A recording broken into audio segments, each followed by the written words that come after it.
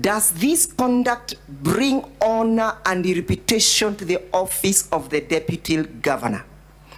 Equally, Mr. Speaker, sir, the case of Nixon in 1974, he faced impeachment only on the count of the Watergate case.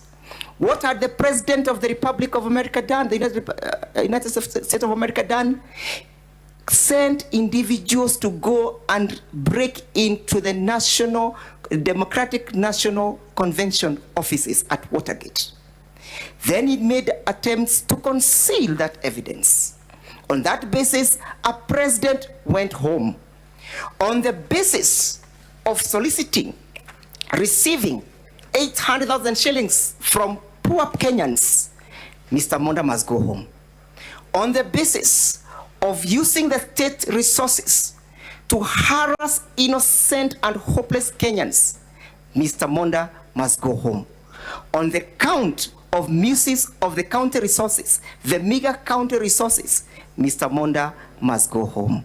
I so invite the senators to keenly look at the case of Nixon and the case of Nancy Baraza. Most obliged. Thank you. Now I will allow the team of the Deputy Governor to take us through their statement. Now, Council, there's a difference between an opening statement and a final submission. Because what I've just heard from the last bit of the County Assembly, those are final submissions. So let's hear your opening statement, not your final submission.